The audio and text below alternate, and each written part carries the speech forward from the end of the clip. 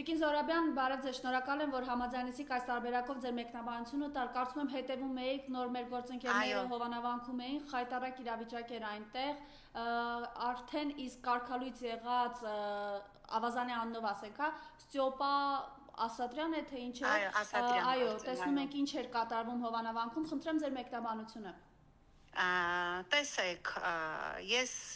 կոչ եմ անում հայ առաքելական եկեղեցու հավատավոր զավակներին որևէ դեպքում չմասնակցել Ավազանի անունով կոչ եմ, որովհետև նա այլևս փիլոնազերծ է արված, կարգալույծ է արված Ստյոպիկ Ասատրյանի նախկինում քահանա Տեր Արամի որևէ արարողությանը, որովհետև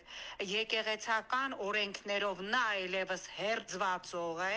հերձվածող նշանակում է եկեղեցական միությունից դուրս մնացած, եկեղեցու կողմից մերժված եւ հերձվածողի որևէ արարողությանը կլինի հարսանիքի, կլինի կնունքի, կլինի թաղումի,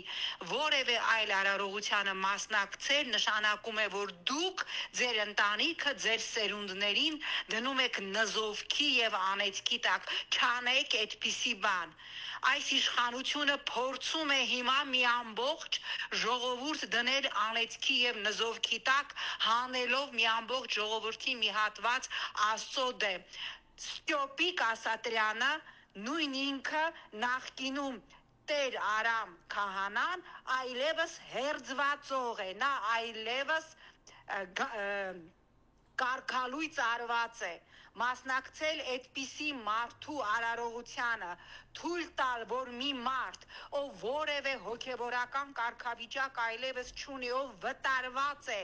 եկեղեցական համայնքից, կատարի պսակադրության արարողություն, կատարի թաղման արարողություն կամ որևէ մեկ արարողություն, նշանակում է արարողության մասնակիցներին, նրանց ընտանիքներին եւ նրանց սերունդներին վտանգել։ Վախեցեք Աստծո ուժից, մի արեք Աստծո դեմ բաներ, ինչքան էլ փորձի այս իշխանությունը հասարակության մի ինչ որ սեգմենտի, ով չի հասկանում ինչ է նշանակում դուրս գալ Աստծո դեմ, հրահրել եւ տանել այլևս հավատքի եկեղեցու եւ Աստծո հետ բախման։ Շնորհակալություն։ Ես էլ եմ շնորհակալ։